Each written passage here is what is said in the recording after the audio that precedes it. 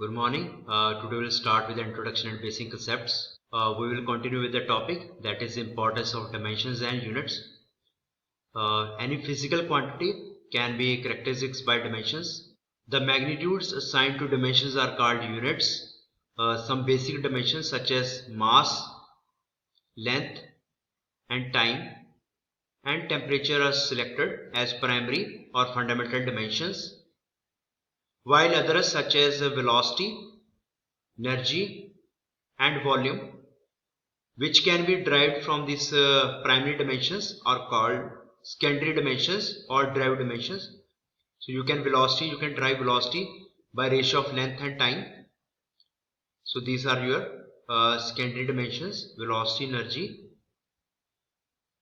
You can see here there are a lot of applications of thermodynamics. The human body, whatever heat is transferred by the human body, your air conditioning systems, then aeroplanes, car radiators, in power plants because of the design of equipments. All this involves some sort of study of thermodynamics and heat transfer. Then your refrigeration system. Come back to the units. A number of unit systems have been developed over the years despite strong efforts in scientific and engineering community to unify the world with a single unit system. Two sets of units are still common in use. One is the English system, which is also known as United States Customary System, USCS, and one is the metric SI, which is called International System of Units. The SI is a simple and logical system based on a decimal relationship between the various units, and it is being used for scientific and engineering work in most of industrialized nations, including England. The English system, however, has no apparent systematic numerical base, and various units in this system are related to each other. Rather, like 12 inch is equal to 1 feet and 1 mile is equal to 5280 feet, which makes it confusing because you can see here it is 12 and it is 1. So here also the numbers, so it is difficult to memorize and confusing and difficult. So the United States is the only industrialized country that has not yet fully converted to the metric system. So systematic efforts to develop a universally acceptable system of units dates back in 79 when the French National Assembly charged the French Academy of Science to come up with such a unit system. So the metric conversion treaty was prepared and signed in 70 nations including the United States. In this international treaty, meter and gram were established as metric units for length and mass respectively, and a General Council of Weights and Measures was established that was to meet every 6 years. You can see here the 7 fundamental or primary dimensions and their units in SI. So length is meter, mass is kilogram, time is second, for temperature it is Kelvin, electric current ampere, which is noted by A, capital A, amount of light candela, CD, amount of matter, that is mole. Based on notational scheme introduced in 1960s, the degree symbol was officially dropped from the absolute temperature unit, and all unit names were to be written without capitalization even if they were derived from proper names.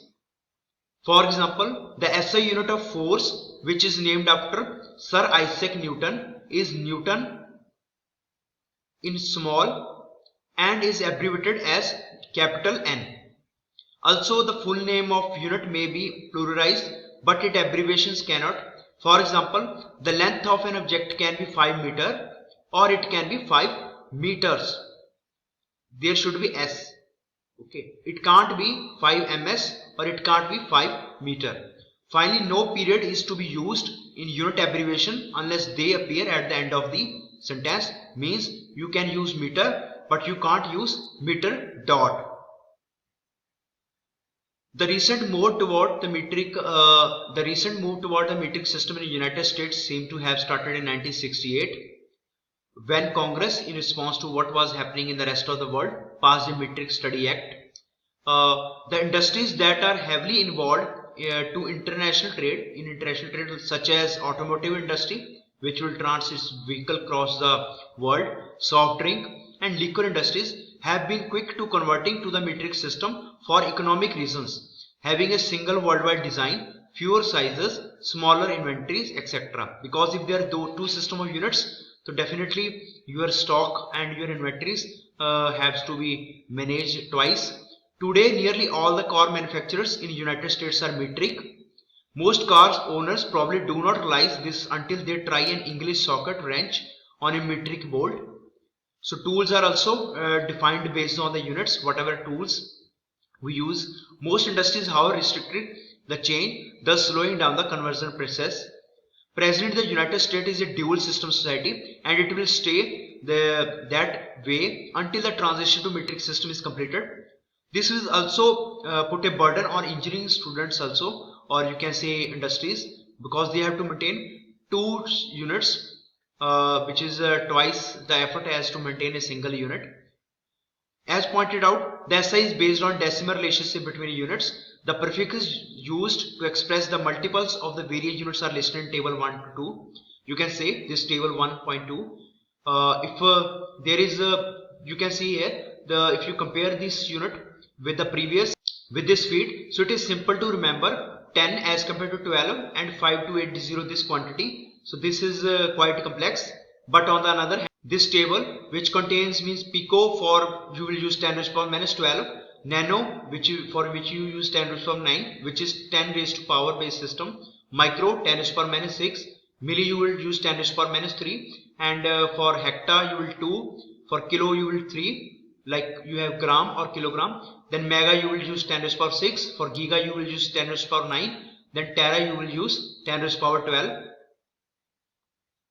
You can see here 200 ml is equal to 0.2 liter, or 1 kg can be written as 10 raised to power 3. It can be represented in multiple of 10 gram, or 1 you can say mega ohm can be represented as 10 raised to power 6 ohm. Ohm is unit of resistance, electrical resistance.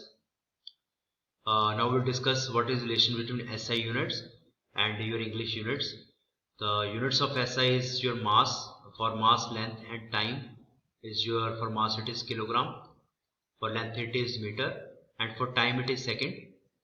While for the English system, for mass the unit is pound, and for length it is foot, and for time it is second. The pound symbol is actually the abbreviation of libra, which was the ancient Roman unit of weight.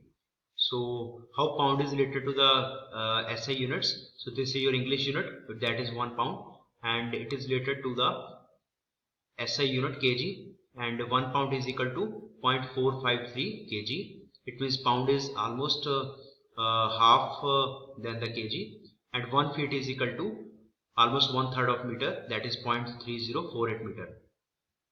In English system, force is considered to be one of the primary dimensions. So we know force is equal to your mass into acceleration. So it is a product of mass and acceleration. Now what is force? That we know from this diagram. You can say when your mass of 1 kg, mass is 1 kg, is accelerated with the 1 meter per second square, means mass is accelerated by this acceleration of 1 meter per second square, then force is said to be 1 Newton. Or you can say in if your mass of 32.174 pound is accelerated by 1 feet per second square, then force is said to be 1 pound. So this in SI the force unit is Newton, and it is defined as the force required to accelerate a mass of 1 kg at a rate of 1 meter per second square.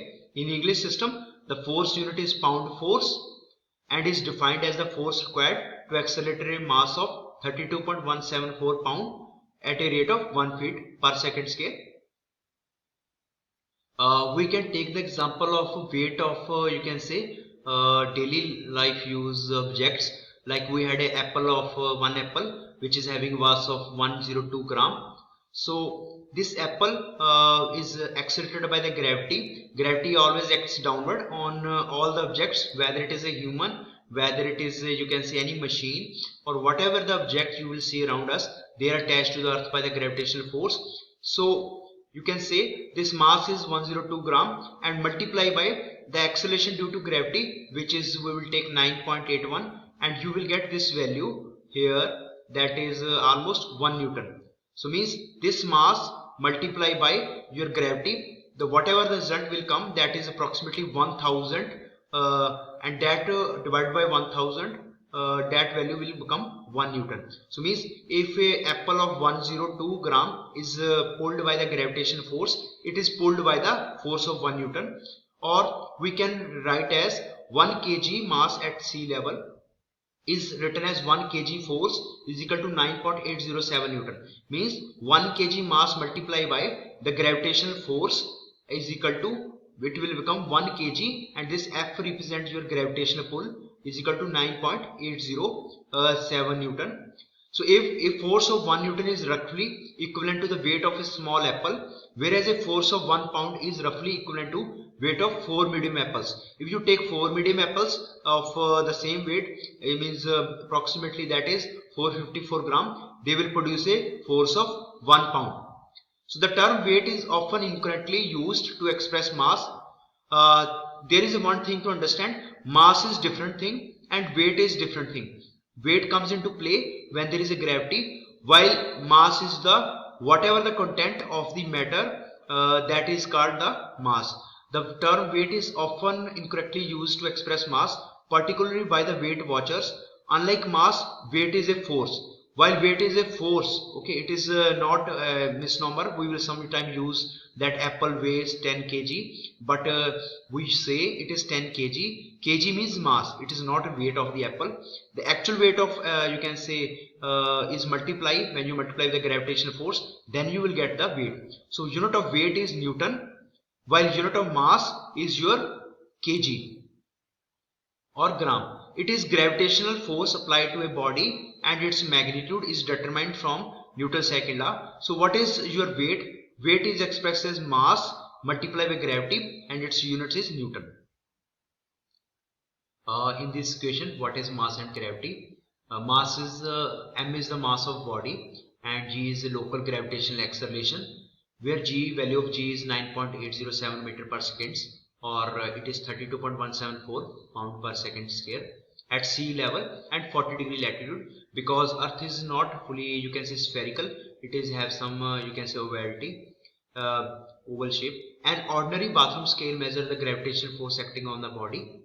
Whatever the scale we use in to measure the weight of the body, they will actually measure the gravitational force acting on body. So you can see here, this is the person having the mass, and this is your weight measuring machine. If we take this person to the moon, the body weight weighing 150 pound on the earth will weigh only 25 pound on the moon. It means weight will change from planet to planet, or from a universe where you are in universe, but mass is fixed.